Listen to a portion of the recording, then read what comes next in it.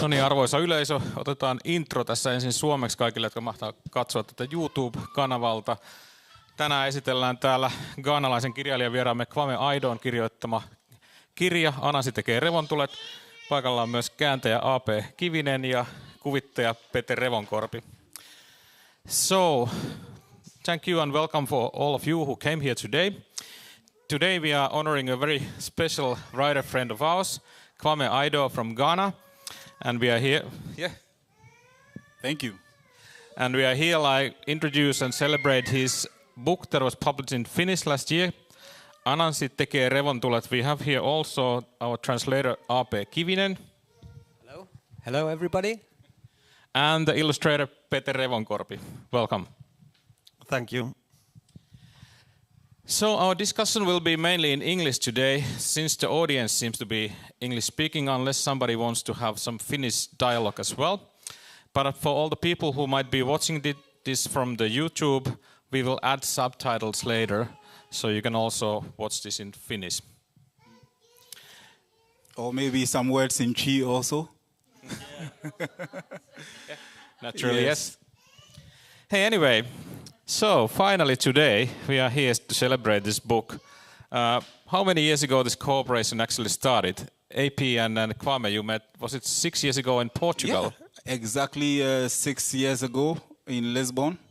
Yeah, we were in the same festival of performing poets or poems, and we met there like in Lisbon, and yeah, it was by accident when Kwame told me that he's writing a story for children where there is this trickster spider Anansi, and I recall that sounds, Anansi sounds very familiar to me. And it was like earlier in the 90s when I was studying drama and teacher education. I have heard this Anansi spider story about how he brought the stories to the world. And I thought, yeah, sounds interesting. And that was the point when it started actually, like 6 years ago in Lisbon. Totally. So Lisbon was a global meeting point of poets. And we had like poets from several parts of Europe, but also from I think Africa and the US also, and it was great because like it's a meeting point of language also, because the poetry avails us to do a lot of different languages, and that's where we met, and I thought AP's language was really beautiful, you know, as much as the performative aspect, I wouldn't get every word that he would be saying because I don't understand Finnish, but I would then translate it back to English by having his text. And then I was, you know, really interested about how he uses language, you see. And we all know Anansi is a rich African character, goes way back in our past, and the fact that historically Anansi as a character has traveled from West Africa where he had his mainstay. So through the Middle Passage, through all our historic colonial past, Anansi would move to the Caribbeans, to the Americas, and other parts of the world, wherever black people would go, because black people always carry their stories.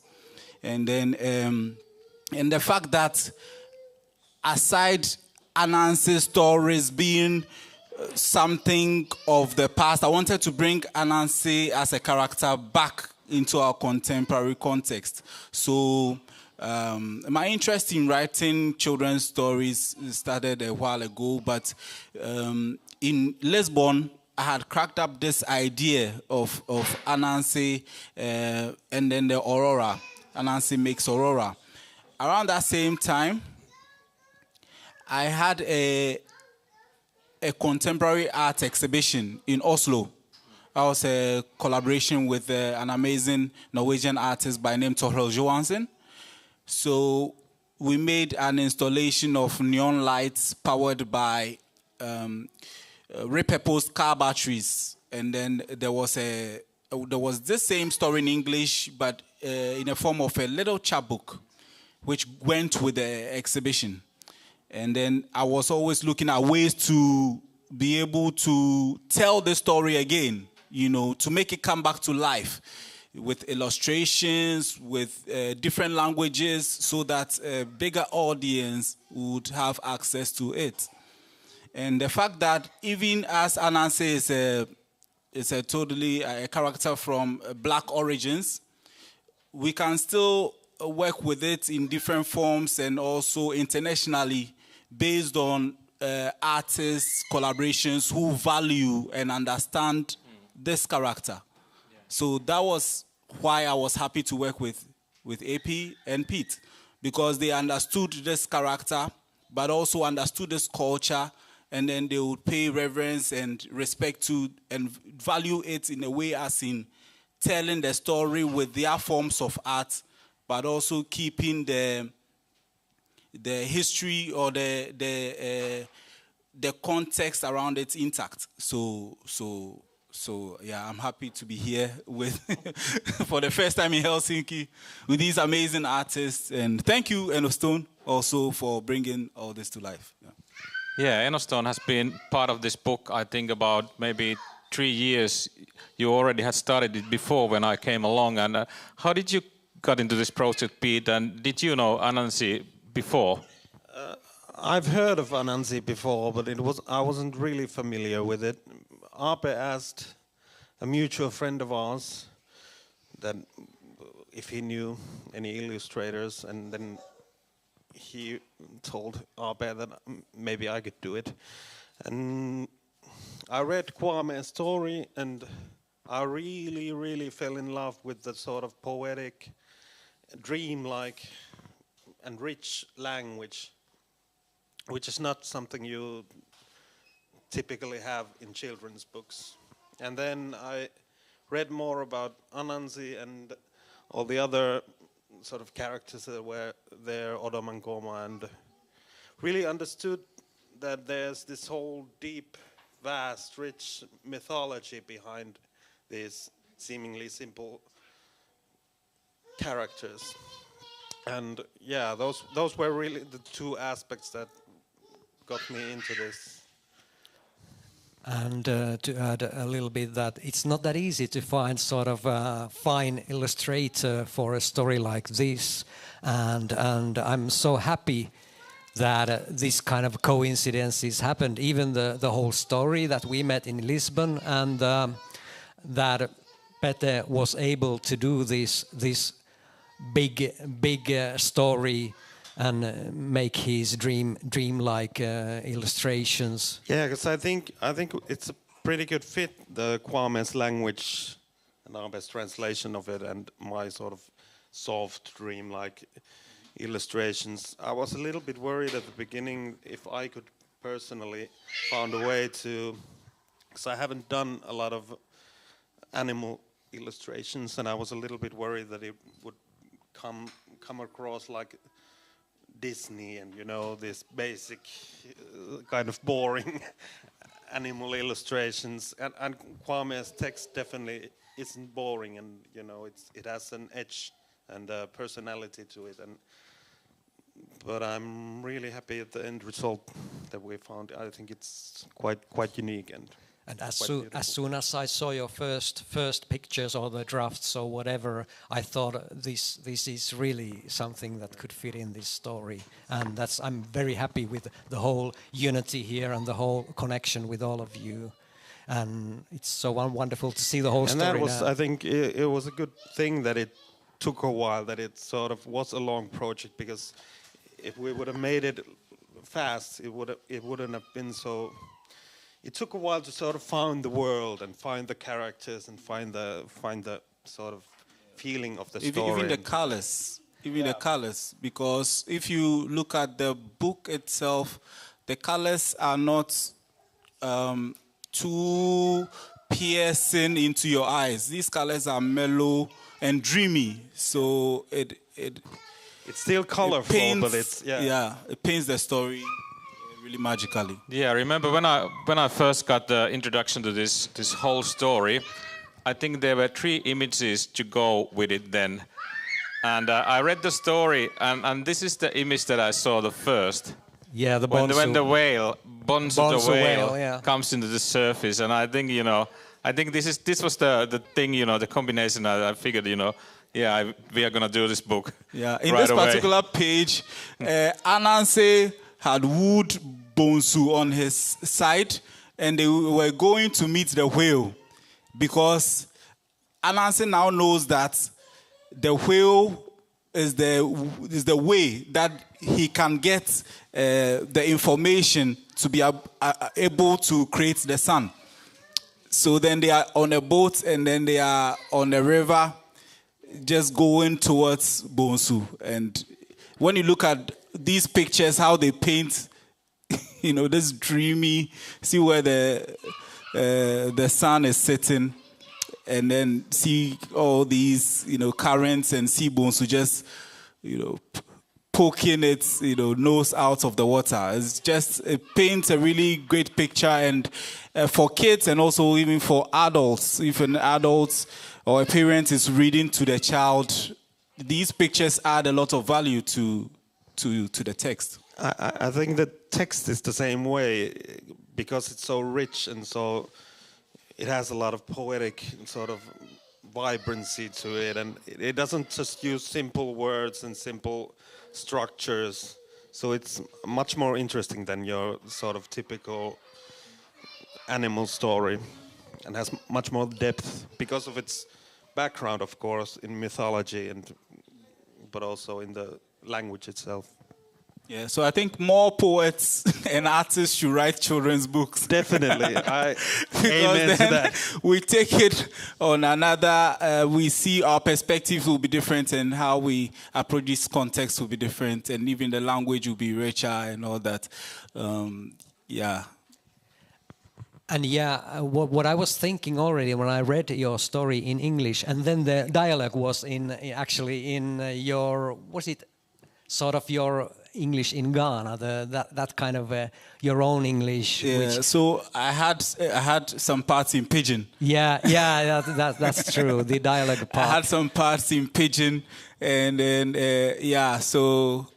and then actually Epe would look at it, and then he would digest the language and come back to me. So we're doing it like sentence after sentence, and this part of conversation in the middle of a translation is really enriching, even for the writer, because then it even gives you more ideas in the back. And then it's not like you went to Google Translate and just poured the text out to get something back computerized. But this is like a really like artist interactions, and really studying the text, and then bringing out the language into for people who might not speak English to be able to access the book. Yeah. And we had a nice conversation via email, and nice thoughts around there. Yeah. And what I thought it is wonderful to sort of to give this kind of story to young Finnish readers, and they get to know Anansi the spider and Mampam the alligator and so on. And here we are. So when you look at it also, some of the characters are already there. Some of the characters are from other Anansi stories, which you will find. You might want to contact your grandmother to tell you an Anansi story. These characters, like Anansi's family, Anansi and the wife Aso and the kids, Intekuma, Fudushidushi, Nakonhia and the rest, they are already there. Odomankoma is also already there, but we had to invent new characters to carry along the story. And the fact that around the time that I was writing this story, there was Dumso. So any Ghanaian would know what Dumso is. It was a typical electricity problem. I think they have it in Nigeria also with NEPA. But we have it with ECG. So the thing is, the light would go on and off. Dum means off and so means on. And I wanted to use to speak to this particular issue, and I thought it would be interesting to use like a natural context to speak to it. So I was thinking about the aurora borealis, the northern lights. I still have not seen the northern lights. You should come during the winter. Yes, I will. Yeah, but I wanted to engage it or speak to it through writing. You can dream.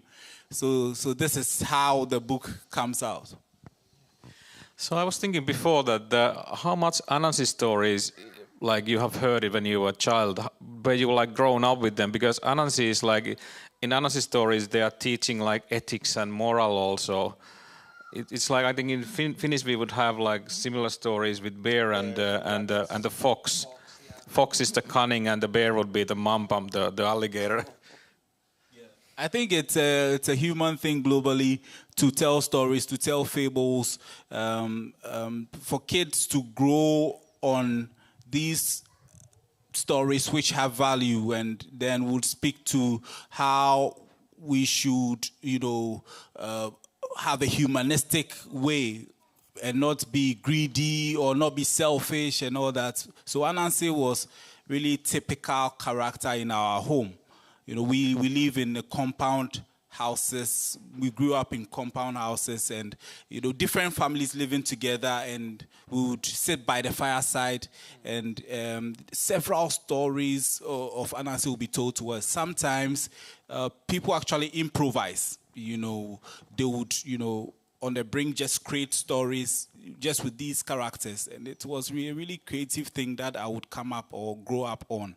So I think what we can also give to the next generation is the same aspect of storytelling, but we can also then use new forms or look at what is happening around us and tell authentic but also entertaining stories. Because as the world around us breaks apart, we can try our best to stitch it together through our generation and the next generation by using storytelling.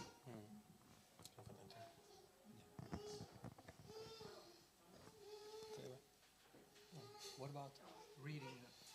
Yes, would you like to read an excerpt?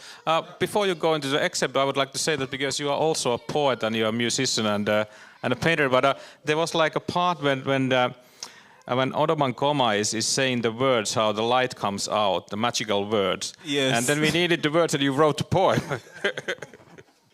Yeah, totally. Because as a poet, I wanted to chip in something out there.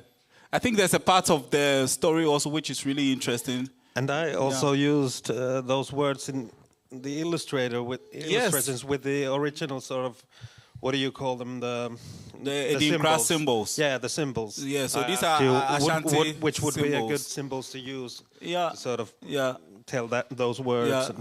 Yeah. So this particular book did not form easily. It took a lot of time, but also the enriching aspect of how collaborators can work, like the writer, the translator, the illustrator, and even the publisher. So we would have a network.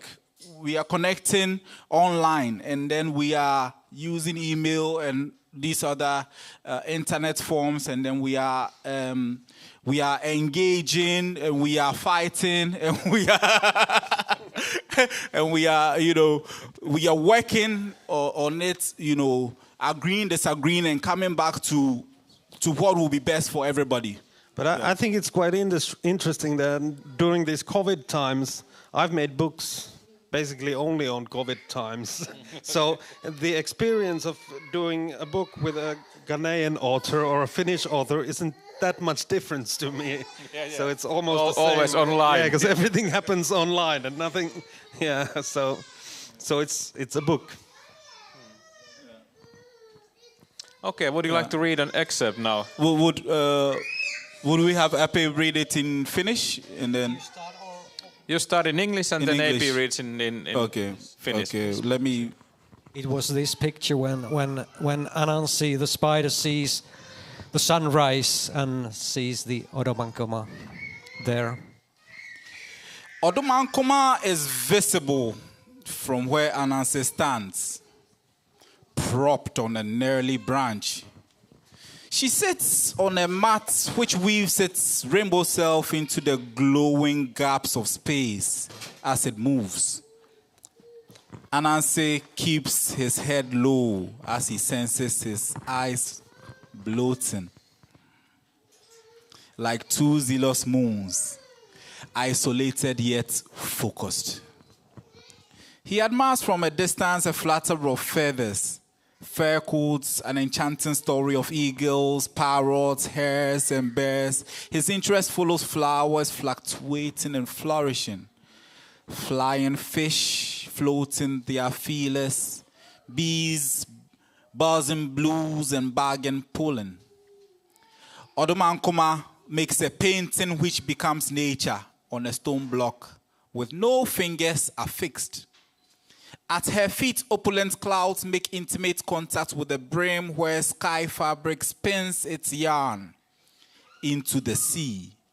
The beauty that spreads itself everywhere is inframa. The clean wind, relaxing in the middle of a good, ubiquitous dance. One could almost taste the notes of olive rain, smell plain song paint, see doors in the hearts of stars. One is aligned to envisage the hands of eternity, massaging the fields of uncut time, the magnetism orgasmic. This is not the first time, but Anansi's face wears the skin of astonishment once again as the sun slips out of its nest cozily. Day is unleashed. It's too late to know the origin of the sun, though he believes that this happening is one of the games Odomankoma plays.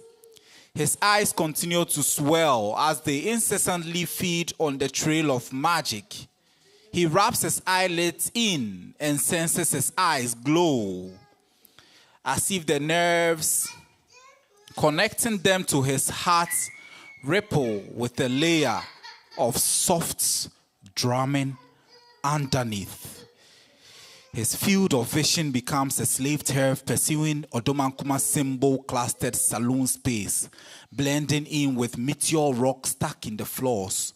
Odomankoma's wand is her tongue, as she speaks with an air of verse and so selling all to silence and laissez-faire. Anansi, rock stiff, feels his mind's clock mushrooming.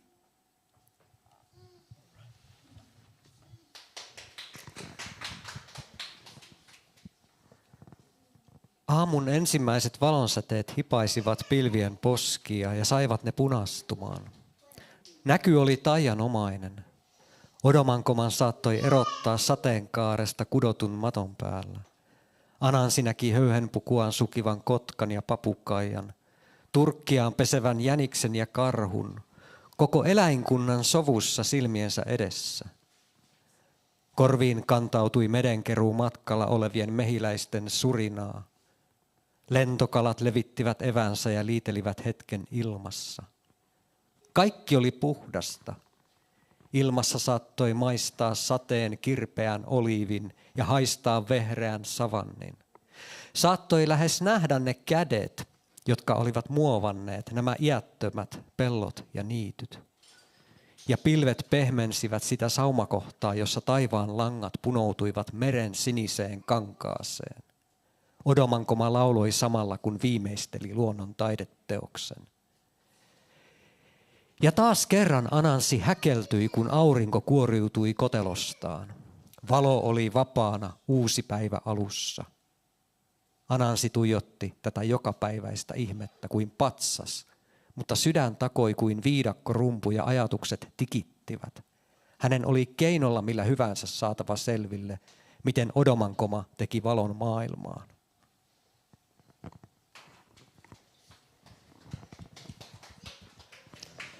So we have talked a lot about Anansi and how it came to be.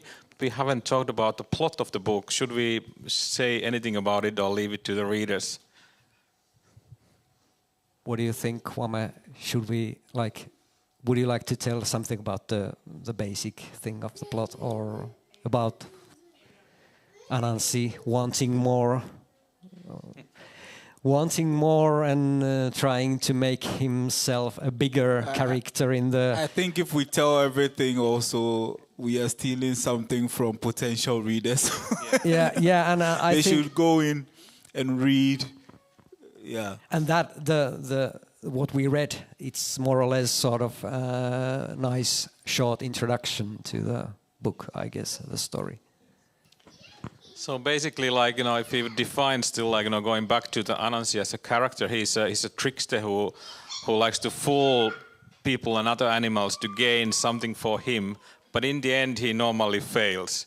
So I am thinking, I'm trying to enter Anansi's head, and I'm thinking, this guy, he is a creative guy. You see, he's an interesting and really clever guy. You see, but he's egoistic. He might not admit it, but he's egoistic, and what he wants is for the whole attention to be on him. If you look at all Anansi's or most of his stories, he has a goal. It's like he almost has a human nature. He has a goal. He wants to achieve something, and that achievement is for the direction of that whole attention to be pointed at him. And he would go, the whole mile to wanting to achieve that. So he's a really, really ambitious, character. But the thing is, he becomes an anti-hero in the end, because his go-getter attitude also has to do with, he's dodgy. In his attitude, he's dodgy. He would use different characters on his way towards achieving, what he is, pointed at. And then in the end, he becomes an anti-hero. So actually, in the end of several Anansi books, he would be banished from the community. Yeah. Yeah, I think the sort of interesting point in the story is when, I don't know if we should give it away, but when we meet Anansi's family, when we realize that Anansi actually isn't this alone character, but he has a family they're working in the fields, and Anansi is just trying to be Odomankoma somewhere else, trying to sort of, somebody get else is much feeding with him. Really easy, a lot of payoff with easy work, and yeah. So Anansi would like to have his win in the lottery or something like that, Totally. in that kind of thing. Hey, has any questions arisen from there? Yep. Would you like to have the mic? I can. Okay. So I just wanted to know, has any of the fireside maybe influenced this book? Growing up, you remember the... Yeah. Yeah, I actually said it a few minutes ago. I was explaining how Sorry. I actually grew up in a compound house, you see, so in Tema, but our house has a center, and then it's my nuclear family, and then my cousins with their parents. So it's so we have a way where in the evenings that was our form of entertainment mostly, because the adults would sit us in circles. We didn't have an actual fire, but that was what our by the fireside was. And then they would tell us these stories, so several Anansi stories and other characters also, other different yes. The book is very much the tradition, and you've gone really deep into his family, and so Yeah. educated in Ghana. You guys watched Kwame Aidoon and all these stories. Totally. Shouts to Mohamed Okunu. Kwame Aidoon has really done a lot